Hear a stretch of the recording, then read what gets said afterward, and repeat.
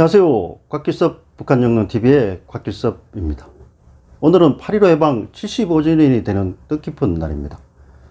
나라의 독립을 쟁취하기 위해 그리고 자유 대한민국을 수호하기 위해 순국하신 선열들의 고귀한 뜻을 기리는 날이 되었으면 합니다. 우리 민족에게 해방은 곧 분단이라는 더 큰 아픔으로 다가왔습니다. 이념과 진영의 논리가 한반도를 뒤덮었습니다. 급기야 국토가 두동강이 나고 같은 민족끼리 총뿌리를 겨누었습니다. 수백만의 사상자가 발생하고 동족 상잔의 아픔을 겪었습니다. 이후에도 남과 북은 크고 작은 충돌 속에서 대결의식을 키워왔습니다. 지난 75년의 시간은 우리 민족에게 너무나 가혹한 시련이었습니다.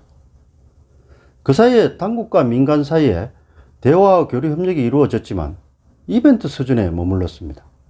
그마저도 최근 북한의 핵미사일 개발로 인해서 중단과 재개를 반복하고 있습니다. 이러는 사이에 남과 북에 사는 사람들의 동질감은 점차 옅어져만 가고 있습니다. 남과 북으로 흩어진 이산가족들의 만남들도 정치 논리 속에서 거의 가뭄에 콩나듯이 이루어지고 있습니다. 이들도 이제 많은 사람들이 사망하기 시작했고 65%가 넘는 신청자가 80을 훌쩍 넘고 있습니다. 이제 물리적 시간이 얼마 남지 않았습니다. 하루라도 빨리 그들의 한을 풀어줘야 하는데 시간은 그리 많지 않습니다. 정말 현실은 녹록지 않습니다. 그런데 저는 평소 이산가족 상봉 문제만큼이나 중요한 게 또 있다고 저는 강조하고 있습니다.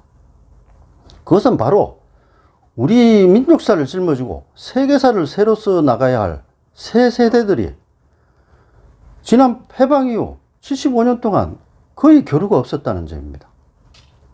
전후 세대는 물론이고 청소년들 중에서 북한에 가본 사람이 얼마나 됩니까? 전화나 편지를 해본 사람이 있습니까? 요즘 트렌드니 인터넷 SNS는 더 말할 나위도 없죠. 금강산 관광도 솔직히 우리끼리 한 겁니다. 우리 국민들끼리. 그것도 특정한 지역 내에서.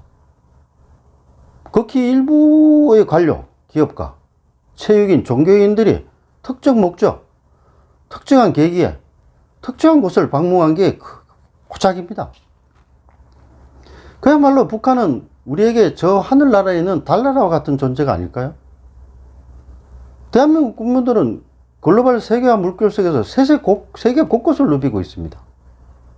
물론 지금은 코로나19로 인해서 어렵지만요. 특히 문명이 이긴 인터넷 SNS를 통해서는 전 세계인들과 실시간으로 소통하고 있습니다. 방탄소년단을 비롯해서 한류가 어떤 전 세계를 휩쓸고 있지 않습니까? 이제 한국과 세계는 하나입니다. 유일한 예외가 북한입니다. 거의 대부분의 국민들이 한 번도 가보지도 못했고 연락도 하지 못하고 산 게 어느덧 75년의 세월입니다. 어쩌다 간간히 보고 듣는 것은 핵미사일 위협, 무력 도발, 막말과 같은 이런 것 정도입니다.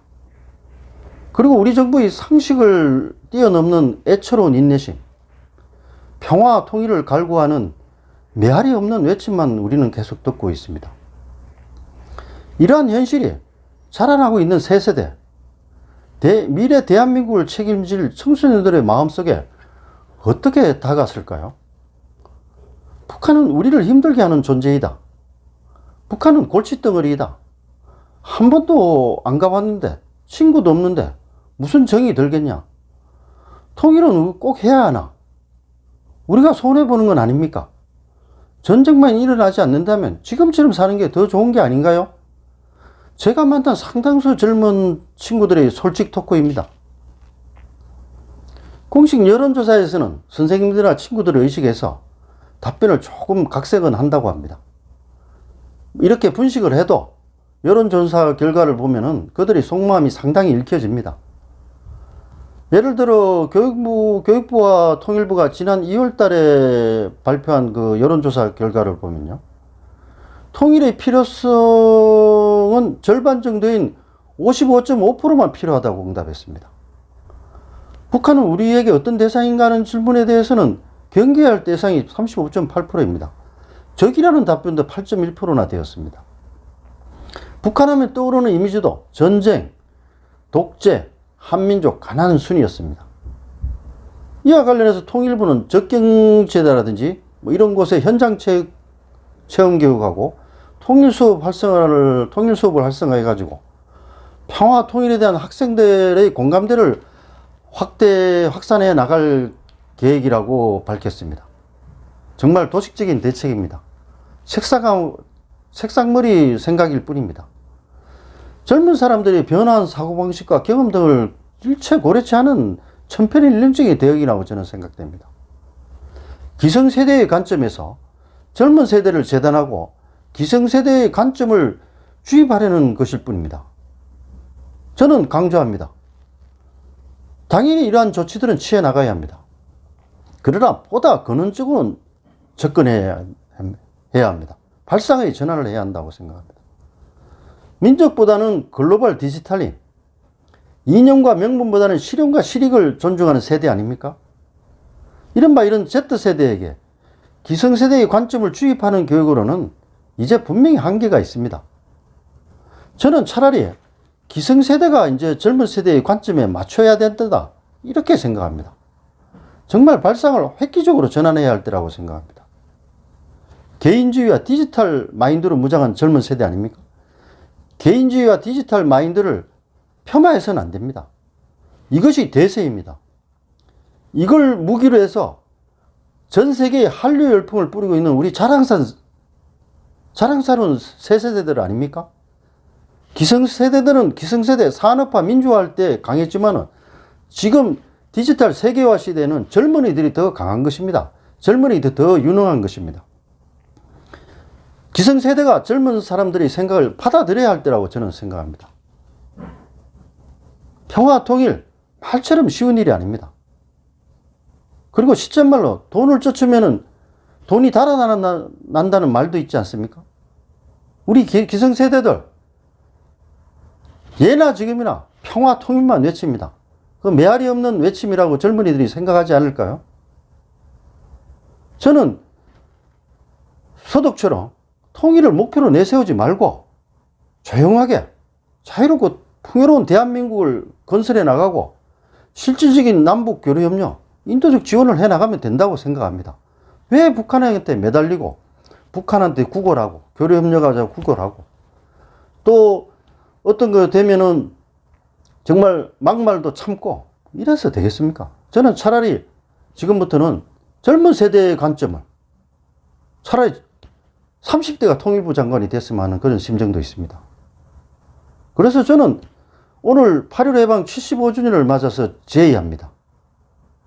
남과 북의 새 세대들이 대결과 차단의 벽을 넘어서서 이제 온오프라인에서 함께할 수 있는 기회를 만드는데 온 국민의 지혜를 만들어야 된다고 생각합니다. 개성공단, 금강산 관광사업 재개, 창의적인 물물교환, 남북교류협력 사업 진행 정말 좋습니다. 중요합니다. 이산가족 상봉사업 정말 더 이상 시간이 없습니다. 해야 돼, 추진해야 합니다. 시급합니다. 그렇지만은 보다 장기적으로 우리는 북한과의 새 세대 간의 교류 사업을 제의하고 시작해야 할 때라고 저는 생각합니다. 이 문제도 더 이상 늦춰서는 안 된다고 봅니다. 북핵을 넘어서야 합니다. 대결을 넘어서야 합니다. 기성세대의 경제사회 문화 교류 협력 마인드를 넘어서야 합니다. 하나의 독립적인 큰 테마, 어떤 정세와 관계없이 이루어질 수 있는 그런 큰 고유 영역으로 하나로 만들어 나가야 된다고 생각합니다.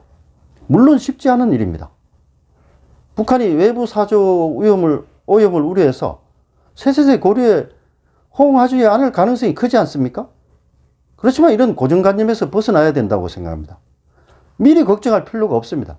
일단 시도는 해야 한다고 생각합니다. 그렇지만 청소년이 힘들다면 유치원생이라도 하면 되지 않습니까? 북한이 관심을 보일 수 있는 맞춤형 새세대 교류 사업을 우리가 만들어내서 한 걸음 한 걸음 내딛어 나가야 된다고 생각합니다.